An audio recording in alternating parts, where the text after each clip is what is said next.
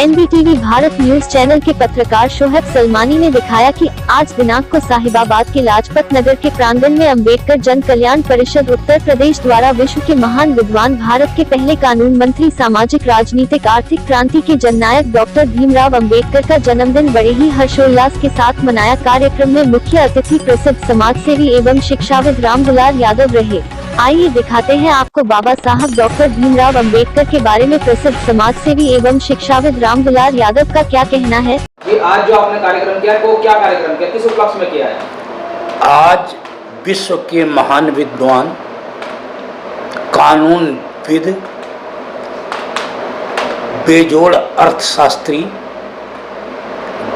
भारत रत्न बाबा साहब डॉक्टर भीमराव अंबेडकर की 130वीं जयंती के अवसर पर डॉक्टर अंबेडकर पार्क, लाजपत नगर, साहिबाबाद के प्रांगण में बाबा साहब की मूर्ति पर पुष्प अर्पित करके सभी साथियों ने बाबा साहब का स्मरण किया। बाबा साहब ने समाज को सामाजिक क्रांति का संदेश दिया। बाबा साहब ने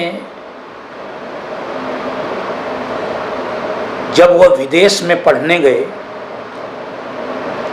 तो पहले डॉक्टरेट अर्थशास्त्री रहे। बाबा साहब ने भारत के सामाजिक संरचना को बहुत नज़दीक से देखा था। भारत जब आज़ाद नहीं हुआ था तो भी यहाँ पर अस्पृश्यता थी, सामाजिक शोषण था, अन्याय था, विषमता थी और यहाँ तक कि जानवर को तो सम्मान मिलता था लेकिन मानव को सम्मान नहीं मिलता था। उसे पानी पीने का अधिकार नहीं था, जलाशय में भी वो पानी नहीं पी सकता था। इसे भी बाबा साहब ने नज़दीक से देखा था और झेला था।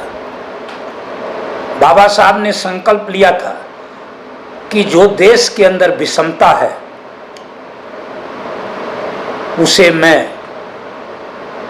जब भारत आज़ाद होगा तो दूर करके ही रहूँगा। और उस काम को बाबा साहब ने भारत के संविधान के अंदर मौलिक अधिकारों की व्यवस्था की, समता का अधिकार दिया, समानता का अधिकार दिया, शोषण के विरुद्ध अधिकार दिया, शिक्षा और धार्मिक स्वतंत्रता का अधिकार दिया। बाबा साहब ने लगातार इन अधिकारों की रक्षा के लिए संवैधानिक उपचारों का अधिकार दिया। बाबा साहब के विचारों से आप क्या प्रेरणा लेते हैं? मैं भगवान बुद्ध के बाद यदि किसी विलक्षण प्रतिभा ने सामाजिक परिवर्तन की लड़ाई लड़ी है तो वह नाम केवल बाबा साहब डॉक्टर भीमराव अंबेडकर है, जिन्होंने समाज में समरसता और समता मूलक समाज बनाने के लिए अपना पूरा जीवन लगाया। उन्होंने कहा अपने लोगों से कि आपका उद्धार स्वयं आपके द्वारा ही हो सकता है। आपको मेहनत करनी पड़ेगी, आपको शिक्षित बनना पड़ेगा, संगठित रहना पड़ेगा और लगातार अपने अधिकारों के लिए संघर्ष करना पड़ेगा। जब तक आप संघर्ष के लिए तैयार नहीं होंगे तब तक आपके दुख को दूर कोई नहीं कर सकता। बाबा साहब ने कहा है कि सामाजिक क्रांति के बिना राजनीतिक आज़ादी अधूरी है। जब तक समाज में समानता नहीं होगी राजनीति का कोई महत्व नहीं है। और बाबा साहब ने जो राजनीतिक अधिकार दिए, मतदान का अधिकार दिया, वो सबसे बड़ा अधिकार है।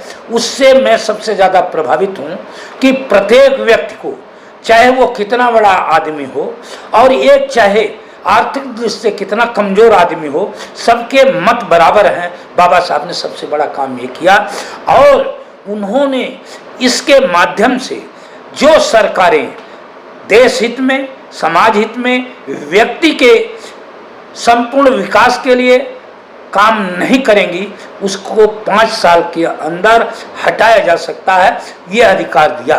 लेकिन बाबा साहब ने एक बात बहुत ही महत्वपूर्ण कही थी कि मैंने संविधान में तो संपूर्ण अधिकार जनता को दिए, लेकिन अगर इसको संचालित करने वाले अधम लोग होंगे, अच्छे लोग नहीं होंगे, जिनके अंदर समाज के प्रति न्याय नहीं होगा, सामाजिक न्याय नहीं होगा, अगर वो लोग सही इस्तेमाल संविधान का नहीं करेंगे तो संविधान उन मूल्यों की रक्षा नहीं कर सकता जिन मूल्यों की रक्षा करने के लिए मैं इस संविधान को बनाया है।